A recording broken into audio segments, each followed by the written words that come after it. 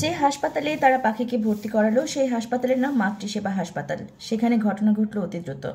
পাখির অবস্থা দেখে তাকে এমার্জেন্সি থেকে সরাসরি আইসিইউতে নিয়ে যাওয়া হলো। এত দেরি করে কেন রোগীকে হাসপাতালে আনা হয়েছে এই নিয়ে ডাক্তার নার্সদের ভর্ৎসনাও শুনতে হলো। তবে এই ভর্ৎসনা খদিজা বা আমজাদ শুনল না, শুনলেন মাওলানা আব্দুল হাকিম। তিনি গাজীপুরের একটি স্কুলের ধর্মশিক্ষক।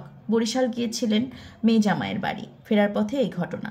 লঞ্চ থেকে পাখিদের তিনি এই হাসপাতালে নিয়ে এসেছেন। তার ইচ্ছা ছিল কোনো মতে হাসপাতালে পৌঁছে দিয়েই চলে যাবেন, কিন্তু সেটি আর সম্ভব হলো না। ডাক্তার নার্সরা খানিক পর পর এটা সেটার জন্য তাকেই ডাকতে লাগলেন। রক্তের জন্য বলতে লাগলেন, জরুরি ভিত্তিতে কয়েক ব্যাগ রক্ত দরকার পাখির। আব্দুল হাকিম অবশ্য এই নিয়ে কোনো বিরক্তি দেখালেন না, বরং ঘন্টা দুয়েকের মধ্যে তিনি রক্তের ব্যবস্থা করে ফেললেন। পাখির অবস্থা নিয়ে স্পষ্ট করে কেউ কিছু বলছে না, তবে প্রচুর রক্তক্ষরণে সে যে জীবন মরণের সন্ধিক্ষণে এসে উপনীত হয়েছে একথা সবাই বুঝতে পারছে। বিষয়টা আমজাদকে আবার আশাবাদী করে তুলেছে। হাসপাতালে মৃত্যু হলে সবচেয়ে নিশ্চিন্ত, যদিও 1-2 দিনেই গুচ্ছে টাকা বেরিয়ে যাবে, তারপর আবার লাশ নিয়ে ফিরতে হবে বাড়ি। মহা ঝক্কি ঝামেলার কাজ, কিন্তু কিছুই করার নেই। অন্তত শেষটা নিজের পক্ষে এলেই খুশি সে। মহেজ মির্জা বেশ কিছু টাকা তাকে দিয়েছিলেন, সেখান থেকে আপাতত খরচটা চালাতে হবে, তারপর না হয় অবস্থা বুঝে ব্যবস্থা। এর মধ্যে রুস্তম তাকে বেশ কয়েকবার ফোনও করেছে। আমজাদ ফোন ধরেনি, বরং বন্ধ করে রেখেছে। পাখির বিষয়ে জিজ্ঞেস করলে এই মুহূর্তে কি জবাব দেবে সে? তার চেয়ে আগে কিছু একটা ঘটুক, তারপর না হয় কথা বলা যাবে। আর তখন যদি ফোন বন্ধের কারণ জানতে চায় তাহলে একটা কোনো অজুহাত বানিয়ে দেয়া যাবে। সারাদিন ভয়ানক দুশ্চিন্তায় কাটলো আমজাদের। সন্ধ্যায় তার জন্য যে সংবাদটি এলো তা শুনে যার পর নাই আনন্দিত হলো সে। এতদিনকার বুক ভরা পাথরটাও যেন নিমেষেই হাওয়ায় মিলিয়ে গেল। বুক ভরে নিঃশ্বাস নিতে পারল সে। প্রথম অবশ্য ঘটনা বুঝতে পারেনি সে। নার্স এসে বলল, অ্যাবর্শন হয়ে গেছে। অ্যাবর্শন কি? বাচ্চা গর্ভপাত হয়ে গেছে। সেটা কি? মানে বাচ্চা নষ্ট হয়ে গেছে। আমজাদ আর কথা বাড়ালো না, এমনকি পাখির কথা জিজ্ঞেস করতেও ভুলে গেল সে। পাখি অবশ্য বেঁচে আছে, তবে তার সেই বেঁচে থাকাও মৃত্যুর মতোই। কোনো সারা শব্দ নেই, তার চেতনা নেই। শ্বাস প্রশ্বাসের জন্যও যন্ত্রের উপর নির্ভর করতে হচ্ছে। এই অবস্থা থেকে ফিরে আসা কঠিন। সব শুনে আমজাদ পড়ল উভয় সংকটে। পাখির বাঁচা মরা নিয়ে এখন আর কিছু যায় আসে না তার। সে তার আতঙ্ক থেকে মুক্তি পেয়ে গেছে, কিন্তু সমস্যা হচ্ছে পাখি বেঁচে গেলে তো তাকে আর গায়ে ফিরতে পারবে না সে।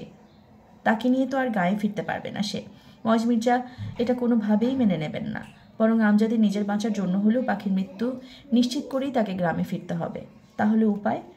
অনেক ভেবে পরদিন ভোরে বিষয়টা খদিজাকে খুলে বলার সিদ্ধান্ত নিল সে। খদিজার কাছে অবশ্য এখন আর লুকানোর কিছু নেই, যা বোঝার তা তো সে বুঝেছেই, নাহলে রাতে ইচ্ছে করেই ওই মিথ্যেগুলো বলতো না সে। ফলে সব কিছু খুলেই বলল আমজাদ। শুনে দীর্ঘ সময় চুপ করে রইল খদিজা, তারপর বলল, তুমি গ্রামে চলে যাও আমজাদ। আমি গ্রামে চলে যাব? কিন্তু গিয়া কি বলবো? যা বলার কথা তাই বলবা।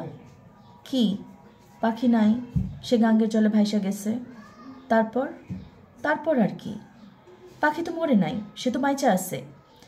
সে যদি বাইচাও থাকে তাইলেও কি আর সে কোনোদিন জলডাঙ্গায় যাইতে পারবো? না, তা পারবো না। তাইলে তাইলে তো সে জলডাঙ্গার কাছে মরাই।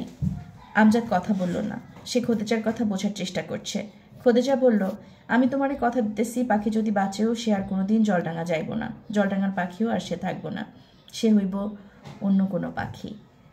তাইলে আর তোমার ভয়ের কি আছে? কিচ্ছু নাই, তুমি যাও, বাড়ি যাও বলে আমজাদকে বিদায় দিয়ে দিল খদিজা। আমজাদ অবশ্য গেল না, খানিক বাদে ফিরে এলো সে। বলল, কিন্তু আমি একলা গেলে তো হইব না, তোমারও যাইতে হইব। আমি কই যাব? জলডাঙ্গা। তুমি না গেলে মির্জা সাহেব তোমার ব্যাপারে অনেক কিছু জিজ্ঞেস করবো আমারে, তখন আমি কি উত্তর দিব? কথাটা ভেবে দেখলো খদিজা। আমজাদ ভুল বলেনি। সমস্যা হচ্ছে এই অবস্থায় সে পাখিকে কোথায় রেখে যাবে, কার কাছে রেখে যাবে? একটা কাজ করো আমজাদ। কি কাজ? তুমি যাও, আমি তো এমনিতেই বেশি দিন এক নাগারে জলডাঙ্গায় থাকি না, মাসের পর মাস এখানে সেখানে ঘুরে বেড়াই। মির্জা সাহেবের বইল ঘটনার পর তুমি আর আমারে খুঁজে পাও নাই, ভয়ে পলাইছি আমি। তাছাড়া পাখির বাপের কাছেই বা আমি কি জবাব দিব? আমজাদ খদিজার উত্তরে সন্তুষ্ট হতে পারল না। সে বলল, পুরা বিষয়টাই জানি কেমন না, তুমিও নাই, পাখিও নাই, এছাড়া আর উপায় কি? বলে কি ভাবলো খদিজা। তারপর বলল, আচ্ছা এক কাজ করো, তুমি এখন যাও, আমি দেখি পাখির কোনো একটা ব্যবস্থা কইরা যত দ্রুত সম্ভব আসবো। তখন কেউ জিজ্ঞাসা করলে আমি নিজেই যা বলার বলবো, তুমি চিন্তা করো না। আমজাদ তবুও খুশি হতে পারল না, কিন্তু এছাড়া আর কিছু করারও নেই তার। সে সেই দিন সন্ধ্যায় বাড়ির পথ ধরল।